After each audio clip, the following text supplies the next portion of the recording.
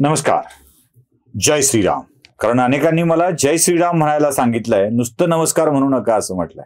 खरंय, आपण आध्यात्मिक क्षेत्रामध्ये बोलणार असू तर ईश्वराचा जयघोष झालाच पाहिजे की, आणि हाच जयघोष करण्यासाठी आपण सातत्यानं बोलत राहणार आहोत. म्हणून जय श्रीराम. मित्र, आपल्या संस्कृतीवर, आपल्या धर्मावर आक्रमण कमी झालेली नाहीयेत, आणि ही आक्रमणं अगदी सोयीस्कर अर्थ लावत झालेली आहेत. मुद्दाम केलं जातं. तुम्ही किती वाईट आहात, तुम्ही किती मागासलेले आहात, तुम्ही किती प्रतिगामी आहात हे सांगण्यासाठी पुरोगाम्यांची उठाठेव सतत चालू असते. म्हणजे हिंदू धर्मात विशिष्ट लोकांवरती, स्त्रियांवरती कसे अन्याय होतात हे सांगण्याची जणू स्पर्धाच लागलेली असते. आणि ही स्पर्धा लागलेली असते त्यात खास करून काही फेमिनिस्ट, स्त्री स्वातंत्र्यवादी विचारांची मंडळी यावर बरंच काही बोलत असतात. त्यातल्या एका श्लोकावरती आपण बोलणार आहोत. खास करून मनुस्मृतीला इथे टार्गेट केलं जातं. मनुस्मृतीमधला एक श्लोक मी तुम्हाला दाखवतोय. हा श्लोक आहे न स्त्री स्वातंत्र्यम अहर्ती या अर्थाचा, म्हणजे स्त्रीला स्वातंत्र्य नाही असं सांगणारा. नीट श्लोक बघून घ्या. म्हणजे तिच्या बालपणात पित्याने रक्षण करावं, त्यानंतर थोडं मोठं झाल्यावर भावाने रक्षण करावं, त्यानंतर पतीने रक्षण करावं, त्यानंतर मुलाने रक्षण करावं. स्त्रीला स्वातंत्र्य नाही. किती छान ना, किती छान सांगितलं जातं. बघा तुमच्या मनुस्मृतीत काय सांगितलंय. स्त्री स्वतंत्र नाही, तिला अधिकार नाहीत, तिला नेहमी मागासलेलं ठेवलं गेलं आहे, ती कुणाच्या ना कुणाच्या अधीन राहावी याची व्यवस्था बघितली गेलेली आहे. आणि मग जेव्हा पुढारलेल्या विचारांच्या, पुरोगामी विचारांच्या आपल्या हिंदू स्त्रिया देखील जे वाचायला लागतील तेव्हा लक्षात येतं की अरे खरंच गडबड आहे. एवढं कुठं असतं का? काय आहे याचा अर्थ आधी इंग्रजीत समजावून सांगितलेला असतो. आणि तो अर्थ असतो शुड प्रोटेक्ट.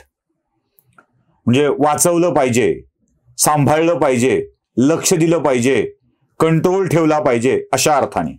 आणि मग सगळ्या घोळाला सुरुवात होते.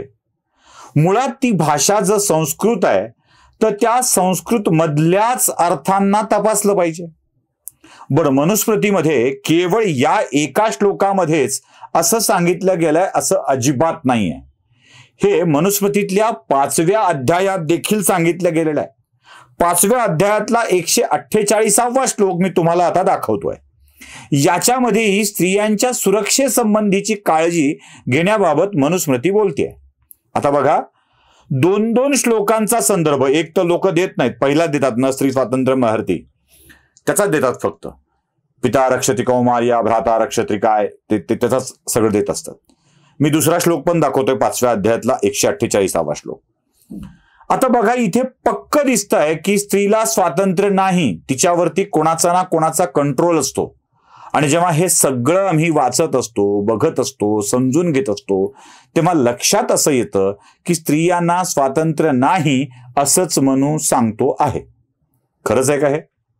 जरा याच्या संस्कृत मधल्या मूळ अर्थाकडं आपण लक्ष दिलं पाहिजे.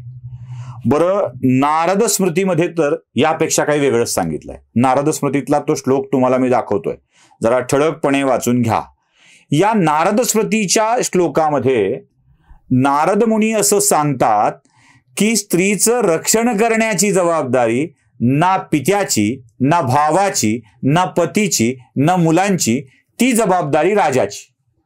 आता काय गडबड आहे बघा. मनुस्मृती म्हणते वेगवेगळ्या वयात वेगवेगळ्या गोष्टी घडल्या पाहिजेत. नारद म्हणतात ती जबाबदारी राजाची आहे. काय नेमकं कसं आहे हे सगळं? आता सांगतो. काय आहे की आमच्या सनातन वैदिक हिंदू संस्कृतीमध्ये हे स्पष्टपणे नमूद केलं आहे की त्याचा अर्थ तुम्ही आता इंग्रजीत सांगताय तसा शुड प्रोटेक्ट नाही आहे. हा आदेश आहे. लक्षात घ्या, हा आदेश आहे, ही सूचना आहे. ती कर्तव्याची जाणीव करून देणं आहे. कोणाला? तिच्या पित्याला, तिच्या भावाला, तिच्या पतीला, तिच्या मुलाला आणि राजाला. ही जाणीव करून देणं आहे कर्तव्याची की बाबा स्त्रीचं रक्षण करणं ही तुझी जबाबदारी आहे. ती कुठल्याही अर्थाने सुरक्षित असायला हवी, हा तुझ्या कर्तव्याचा भाग आहे. आणि जर तो तुझ्या कर्तव्याचा भाग सांभाळणार नसशील तर तू खऱ्या अर्थाने पुरुष किंवा राजा म्हणून घ्यायचा लायकीचा नाही आहेस. हा तुझ्या कर्तव्याचा भाग आहे. स्त्रीचं रक्षण करणं ही तुझी जबाबदारी आहे. आता बघा, हा आदेश आहे म्हणतो मी, तो त्याच्या अधिकाराचा विषय नाहीये, हा आदेश आहे, कर्तव्याचा भाग आहे आणि ती कर्तव्याची जाणीव करून देणं आहे. जरा शेवटच्या ओळीकडे आपण येऊया. न स्त्री स्वातंत्र्यम अहर्ती, म्हणजे स्त्रीला स्वतंत्र ठेवू नये. ढोबळ पटकन सांगा म्हटलं की म्हणजे स्त्रीला स्वतंत्र ठेवू नये असा त्याचा अर्थ होतो. असा अजिबात अर्थ नाहीये. न स्त्री स्वातंत्र्यम अहर्ती म्हणजे स्त्रीला स्वतंत्ररित्या सुरक्षितरित्या समाजामध्ये फिरता यावं ही शारीरिक क्षमता नाही आहे. गंमत अशी आहे की आम्ही हे जे कधी काय लिहिलं गेलंय त्याचा काळच तपासत नाही. म्हणजे आज 2024 या सालामध्ये वावरताना, म्हणजे आजची 2 फेब्रुवारी 2024ची जी स्थिती असेल त्या स्थितीला आपण गृहीत धरतो. मनू जेव्हा इक्ष्वाकू वंशातला क्षत्रिय राजा, ब्राह्मण नव्हे, मनू नावाच्या कोण्याही ब्राह्मणानं ही स्मृती लिहिलेली नाही आहे. मनुस्मृतीवरती जे काही दाढीवाला बाबा बसून कोणीतरी ऋषी मनू होता असं दाखवण्याचा प्रयत्न होतो तसं नाही आहे ते. मनू नावाचा एक क्षत्रिय ज्यानं आपल्या प्रजेसाठी नियम तयार केले त्या नियमांचं हे पुस्तक आहे. आणि तो असं म्हणतोय की स्त्री ही शारीरिक क्षमतेनं अपात्र आहे. तिचं रक्षण करण्याची जबाबदारी ही आपली आहे. आपणच तिचं रक्षण केलं पाहिजे. आणि जेव्हा आपणच तिचं रक्षण करू सगळे, तेव्हा आपण खऱ्या अर्थाने स्त्रीच्या स्वातंत्र्याचे रक्षण करते होऊ. बरं, या श्लोकामध्ये वेगवेगळ्या वेळी वेगवेगळ्या माणसांची नावं का लिहिलीत बघा. म्हणजे मुद्दाम ते तपासणं आवश्यक आहे. का पुरुषांनी रक्षण करावं असं म्हटलेलं नाहीये.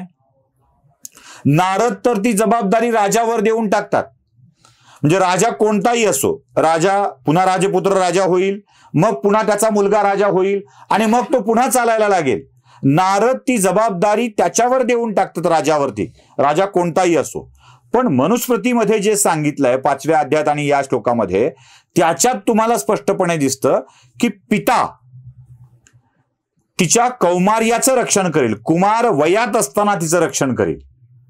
पण जेव्हा तिचं वय वाढत जाईल, स्वाभाविक आहे ना, मुलीचं वय वाढत आहे म्हणजे पित्याचंही वय वाढत आहे. जेव्हा मुलगी उपवर स्थितीमध्ये येईल तेव्हा स्वाभाविक आहे पिता शारीरिक दृष्ट्या अक्षम झालेला असेल, त्याला जमत नसेल, त्याची शारीरिक क्षमता कमी झालेली असेल. मग शारीरिक क्षमतेनं कमी झालेल्या पित्याला मुलीचं रक्षण करता येणं शक्य होणार नाही, म्हणून ती जबाबदारी भावावर. बरोबर आहे. जेव्हा मुलीचं लग्न होतं तेव्हा ती जबाबदारी भावावर नाही उरत, ती तिच्या पतीवरती जाते. भावाच्या घरून ती गेली, ती पतीच्या घरी गेली. मग एकदा पाणीग्रहण झालं की ती जबाबदारी तिच्या पतीची, इथपर्यंतही ठीक आहे. पण जेव्हा हिचं वय वाढेल, ही वृद्ध होईल, तेव्हा स्वाभाविक आहे तिचा पतीही वृद्ध होईल, तेव्हा त्याचीही शारीरिक क्षमता हिचं रक्षण करण्यासारखी असणार नाहीये. मग याच्यावरचा उपाय काय आहे? तर मुलाने वृद्धापकाळामध्ये रक्षण करावं. आलं लक्षात? स्त्री ही शारीरिक दृष्ट्या तेवढी सक्षम नसल्यामुळे तिला वेगवेगळ्या वेळी तिचं रक्षण झालं पाहिजे याची काळजी तिच्या कुटुंबातल्या पुरुषांनी घेतली पाहिजे आणि राजांनी घेतली पाहिजे. आपण हे विसरतो. आपण आताच्या स्थिती लागू करतो आणि तेव्हाही तसंच असलं पाहिजे असा दावा करू लागतो. ही गडबड कुठे झाली आहे ठाऊक आहे?